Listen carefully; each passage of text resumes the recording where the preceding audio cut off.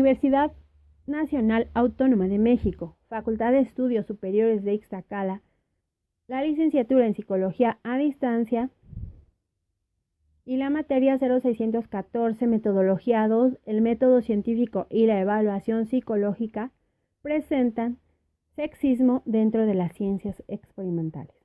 El equipo conformado por las alumnas María Aymet Benítez Martínez, María Eugenia Pérez Islas, Carolina Jiménez Valencia, Verónica Ríos Hernández, del grupo 9613, del tutor maestro Mario Fausto Gómez Lamón. Sexismo dentro de las ciencias experimentales. ¿Puede haber sexismo en las ciencias experimentales? El siguiente trabajo aborda los siguientes temas. Sexismo dentro de las ciencias experimentales, la supuesta neutralidad de las ciencias, etapa de lucha por la igualdad de las mujeres, enseñar ciencia y estrategias para el cambio. ¿Qué es sexismo? El sexismo es un ejercicio discriminatorio por el solo hecho de pertenecer a determinado sexo, en este caso atribuida al sexo femenino, restringiendo y condicionando de este modo la posibilidad de un desarrollo pleno para el sexo femenino.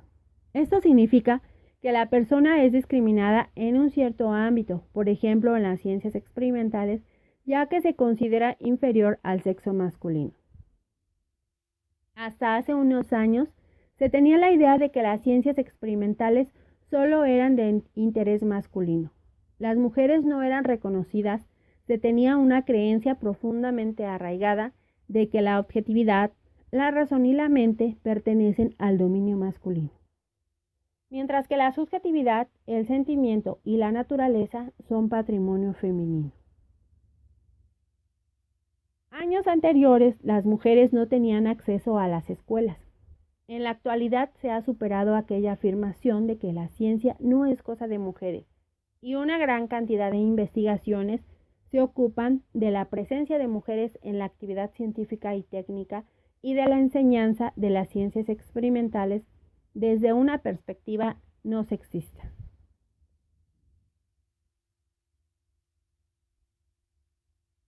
La supuesta neutralidad de la ciencia.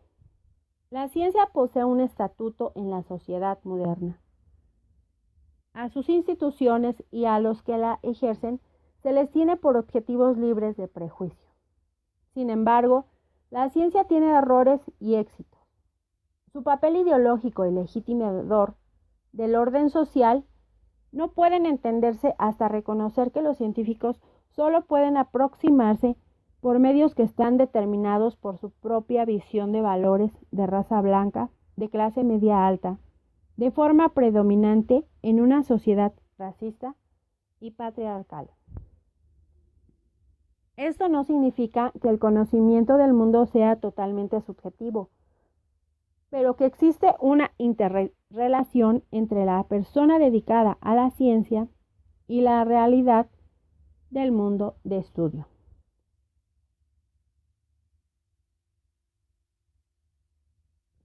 Los estudios e investigaciones feministas de los últimos 20 años han sacado a la luz muchos supuestos fundamentales del campo de las ciencias humanas y sociales, con el objetivo de rescatar a las mujeres de la invisibilidad del pensamiento social y político.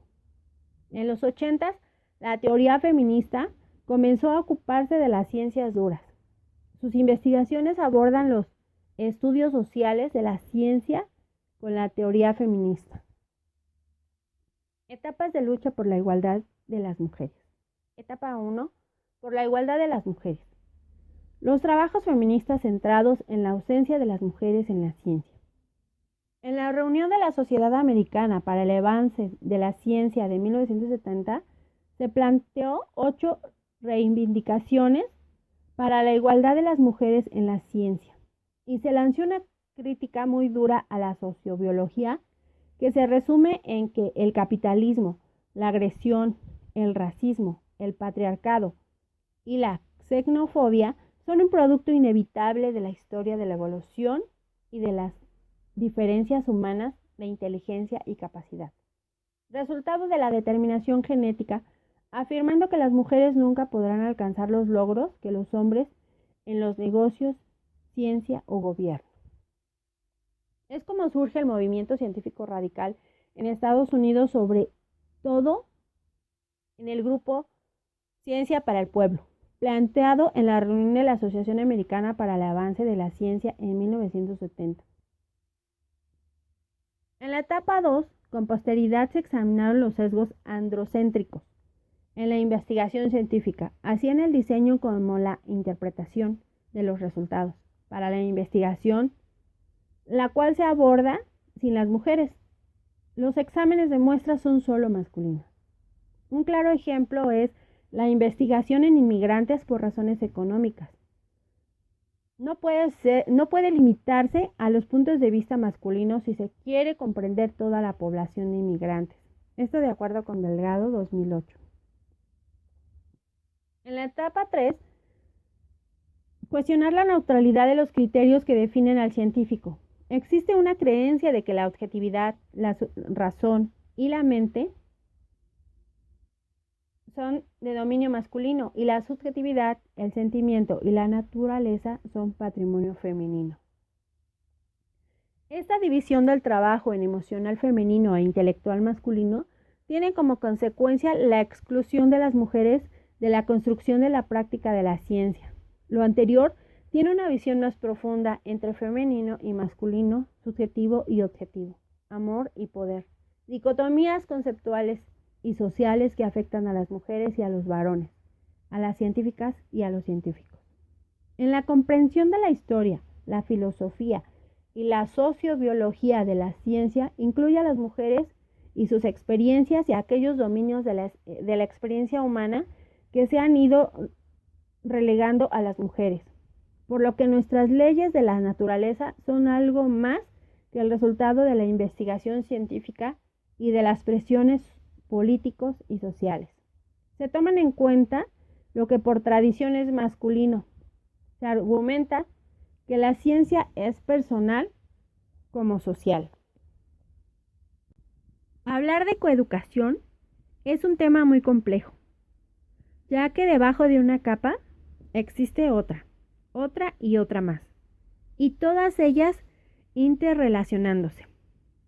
Para esto, es importante tener en cuenta que el sexismo y racismo se definen en términos de aptitudes y prejuicios sociales, pero también individuales.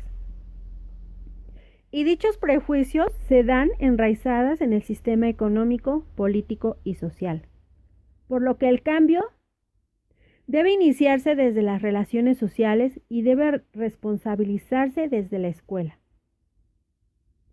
Se puede caminar hacia una revaloración del trabajo femenino, de un reparto del trabajo doméstico y cuidado de las criaturas, la estimulación de la formación y empleo para las mujeres.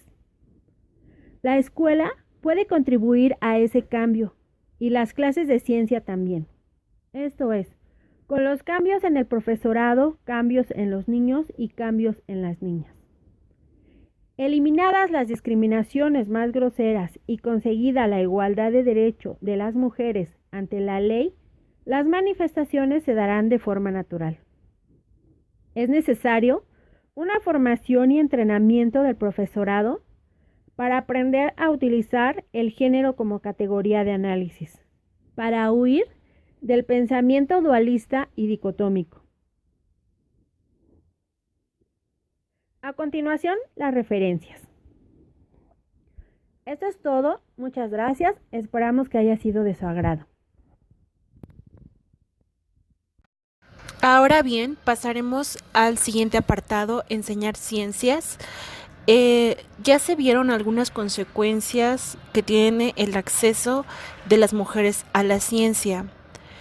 Ahora es necesario una nueva definición respecto al propósito educativo, que sería conseguir que niñas y niños, adolescentes, varones y mujeres comprendan el significado de su propia experiencia. Aunque parece que se han superado al menos en el terreno formal, la afirmación de que la ciencia no es cosa de mujeres y una cantidad apreciable de investigaciones se han ocupado y se ocupan de la escasa presencia de mujeres en la actividad científica y técnica de la enseñanza de las ciencias experimentales. Aunque es bien sabido que la escuela no es el origen de las desigualdades, también tiene un papel reproductor y legitimador de las mismas, socializando en códigos de género masculino y femenino. Las clases de ciencias experimentales no pueden ser una isla en este contexto.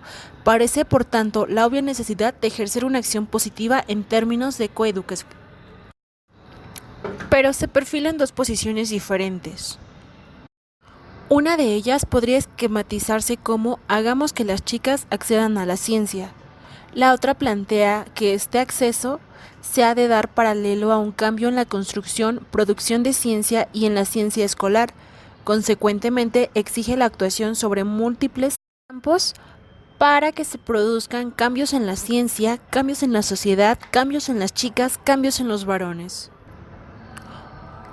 Hoy, a las puertas del siglo XXI, las mujeres alumnas y profesores reciben un doble mensaje. Por un lado, se predica la igualdad y por otro, se exige explícita o implícitamente que sigan cumpliendo el rol fundamental de esposas, madres, garantes de efectos y adscritas a la privacidad. Sin embargo, en la escuela se da también ese doble mensaje al que se ha aludido. La igualdad de la escuela no es tal, ya que ofrece como único modelo el masculino, acepta la división entre público y privado, la adscripción de varones y mujeres al uno y al otro, valora el primero, desconsiderando y desvalorizando al segundo. El paradigma, en el caso de las ciencias experimentales, se concreta en expresar las reales o supuestas carencias de las chicas en actitudes, aptitudes, experiencia, habilidades, destrezas y en establecer acciones para que lleguen a situarse al mismo nivel de sus compañeros varones, ignorando o desvalorizando la experiencia previa que, a continuación, vamos a citar algunas ejemplificaciones de estos casos que se dan en las ciencias experimentales. Por ejemplo, es objeto de sana preocupación el hecho de que las chicas no hayan colocado nunca un enchufe o hayan usado un cronómetro en menor medida que los varones, pero no es objeto de esa misma preocupación el hecho de que los varones no sepan limpiar o no limpien la mesa de laboratorio o el material o no anoten los resultados. Es preocupante que las chicas accedan en menor medida a carreras científicas y técnicas, pero no existe ninguna investigación sobre por qué los varones no acceden a carreras con etiqueta femenina. Hay que actuar sobre la inseguridad de las chicas a la hora de manipular aparatos, pero tal parece que el desorden y precipitación de los varones es natural. Hemos de animar a las chicas a que usen y manipulen los instrumentos de laboratorio, pero ¿cómo hacerlo si no se actúa corrigiendo la agresividad del colectivo de varones? Debemos fomentar la competencia científica en nuestras alumnas, pero ¿cómo corregir la competitividad de los estudiantes varones? Se valora la brillantez individual, los buenos resultados y la rapidez en su obtención, en mayor medida que la cooperación y el trabajo en equipo. Si se queda únicamente en el hagamos que las mujeres accedan a la ciencia, aunque exista desigualdad ante la ley y planes para la igualdad de oportunidades necesarios, tal igualdad es una ilusión, porque lo que realmente se está proponiendo es la integración en un modelo, en un mundo configurado por los varones y en el que no es posible la igualdad, ya que esta implica simetría. Para ahondar un poco sobre la supuesta correlación entre las capacidades y resultados, existe una recurrente afirmación acerca de la inferioridad de las capacidades visoespaciales de las chicas respecto de los varones, que aumenta con la edad y que correlaciona con determinados aspectos de aprendizaje y de ciencia. La explicación ya conocida es que los diferentes tipos de juegos y experiencias de las chicas y los chicos originan diferentes capacidades. Al mismo tiempo, se reconoce las habilidades verbales, que incluyen fluidez, vocabulario, comprensión, lectura, razonamiento, son mayores en las chicas que en los chicos. Varios aspectos acerca de estas cuestiones han preocupado en los últimos años. La correlación entre las capacidades visoespaciales y el aprendizaje de la ciencia se hizo posteriormente, midiéndolas en un grupo de ingenieros que ejercía su profesión desde hacía varios años. Es obvio que después de este ejercicio sus capacidades en ese terreno habían mejorado y se habían desarrollado ampliamente con respecto a sus años de escolaridad. Las diferencias dentro de los grupos de chicas y de varones son amplísimas, mucho mayores que las diferencias intergrupos. Se da el caso de varones de profesión tecnológica con capacidades visoespaciales tridimensionales excelentes, pero con enormes dificultades para orientarse con un mapa, en un viaje, por poner un ejemplo. Por lo tanto, se sigue perpetuando una imagen de las mujeres como diferentes e incapacitadas, que han de ejercer un gran esfuerzo sobre pruebas fáciles para compensar su falta de talento personal. Existen diversas clasificaciones para agrupar las variables fisiológicas. Las más utilizadas son las compuestas por señales bioeléctricas directas, señales bioeléctricas translúcidas y las señales biológicas físicas. Y están compuestas de los siguientes instrumentos de medición.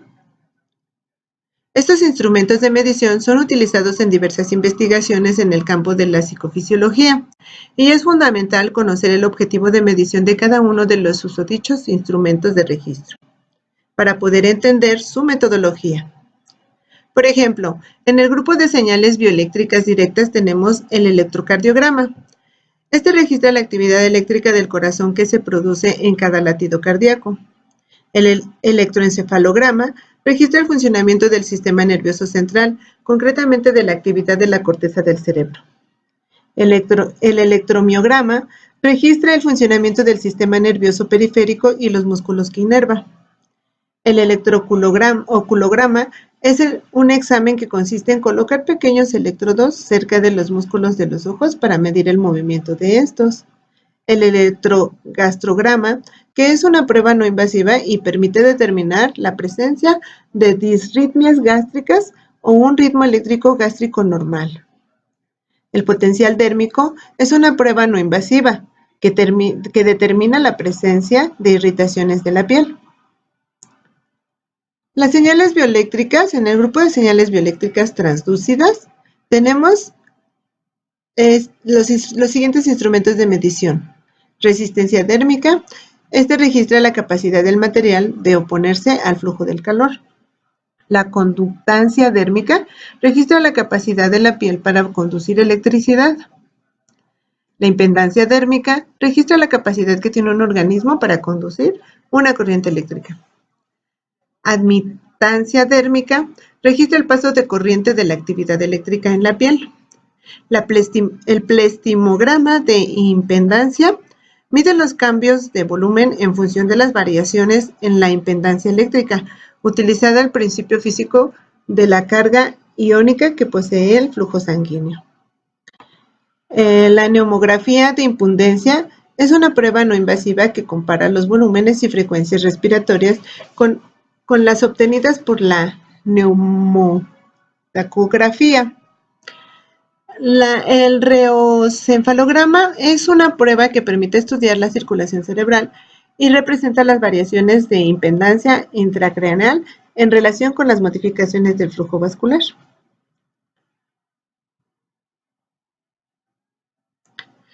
En el grupo de señales biológicas físicas, tenemos el instrumento de medición de temperatura.